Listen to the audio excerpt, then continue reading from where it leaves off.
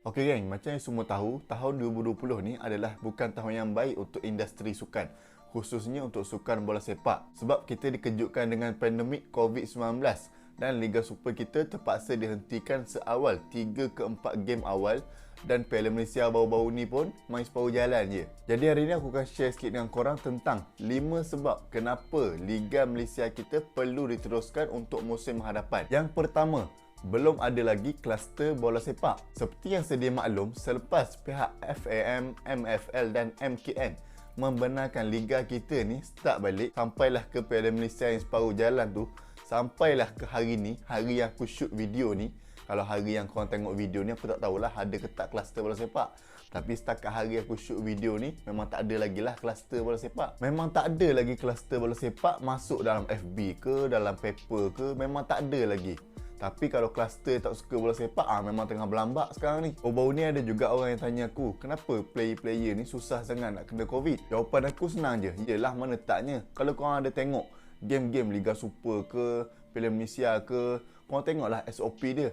Dari naik bas, sampai dah turun bas ke stadium, masuk dressing room, masuk ke padang, dah lah tak boleh salam. SOP yang MKN dah bagi tu memang sangat ketat. Alah artis kau tahu, artis pun tak ketat macam tu SOP dia. Yang kedua, imun badan seseorang atlet dan kadar kesembuhan seseorang atlet itu adalah tinggi. Sebelum kita pergi lebih jauh dalam video ni, aku nak beritahu dululah dekat viewer. Kok ada yang tak tahu ke apa itu maksud imunisasi. Imunisasi ni adalah satu proses memberikan vaksin kepada bayi untuk mencegah daripada terkena penyakit berjangkit. Masuk sains lah pula. Imunisasi ni memang perlu diberikan kepada bayi untuk pembentukan antibody dan pembentukan daya tahan badan. So kat sini kita nampaklah kalau seseorang atlet tu terkena penyakit berjangkit, contohnya macam selesema, demam, COVID-19 ke, Hachi. kadar kesembuhan untuk atlet tu sembuh adalah tinggi. Sebab badan atlet ni selalu bersukan, selalu training, selalu jogging, selalu berpeluh lah senang cerita. So kadar untuk sembuh tu memang tinggi. Sebab atlet ni macam yang kita tahu, diorang ni memang menjagalah pemakanan diorang, diet diorang, berat badan diorang. So sebab itulah kadar kesembuhan mereka ni lebih tinggi berbanding orang-orang yang payah nak bersukan. Sebab yang ketiga kenapa Liga Malaysia pada musim hadapan perlu diteruskan adalah tiada kehadiran penonton. Macam yang semua tahu, sejak pihak MKN, MFL, FAM membenarkan liga kita ni start balik, sampailah ke Piala Malaysia yang separuh jalan tu, memang tak ada langsung penonton yang datang ke stadium untuk tengok bola. Kalau ada penyokong yang datang pun, mereka tengok daripada jauh je, tengok daripada luar pagar tu, nampaklah sikit-sikit player.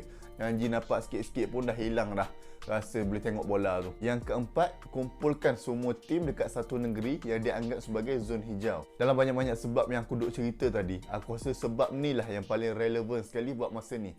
Dengan kes COVID yang semakin meningkat, mungkin pihak FAM sebagai badan induk boleh bekerjasama dengan pihak MFL untuk sama-sama duduk berbincang dengan pihak Majlis Keselamatan Negara untuk mereka luluskan liga kita dijalankan di negeri-negeri yang dianggap sebagai zon hijau. Dan antara negeri-negeri yang boleh dianggap sebagai zon hijau setakat hari ni, bukan kata makna negeri ni selamat daripada kes COVID-19.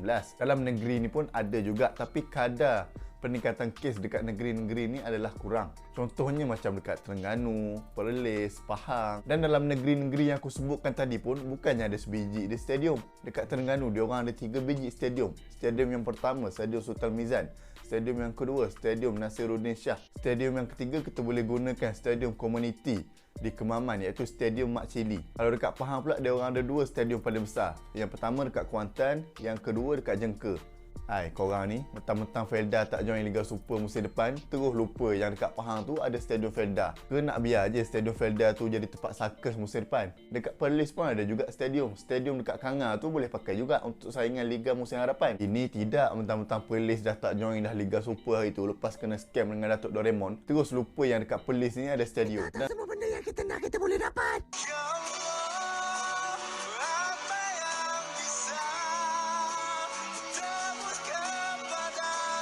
Dan sebab yang kelima, kenapa industri hiburan mudah untuk beroperasi sedangkan industri sukan ni, khususnya bola sepak, nampak macam mau tak mau je dibagi jalan. Sedangkan kalau dalam industri sukan, sebelum seseorang atlet tu nak join competition ataupun nak keluar negara, diorang dah confirm kena swab test dulu. Contoh dia macam baru-baru ni lah, sebelum liga kita nak start, boleh dikatakan semua staff dan player kena swab test dulu, baru boleh untuk join training, baru boleh sambung balik untuk saingan liga. Okey, kau nampak tak baju yang aku pakai ni? Baju yang aku pakai ni aku dapat daripada Havital.my.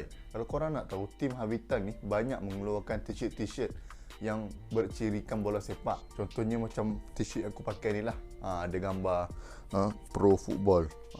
So untuk t-shirt lain banyak lagi design yang menarik. Korang boleh usaha dekat Havital.my. Dan satu lagi aku nak pesan, kalau korang beli dekat Havital.my ni, korang akan dapat 2 stiker ni. Satu, stiker syarikat dia, perusahaan Havital. Yang kedua, korang akan dapat stiker untuk t-shirt ni sendiri. T-shirt korang ni gambar apa? Kalau gambar macam ni, so inilah stiker yang korang akan dapat. Jadi jangan tunggu lama-lama, takut barang nanti habis, sebab barang sekarang ni tengah panas. Dan satu lagi benda aku nak pesan, kau jangan risau, kain untuk t-shirt ni memang selesa gila babai. Harga pun cun. Apa-apa kau boleh usaha dekat IG Havital.my. Untuk link IG aku dah letak kat bawah. Jangan lupa usaha tau. Okey, settle. Jadi tu saja daripada aku untuk video kali ni.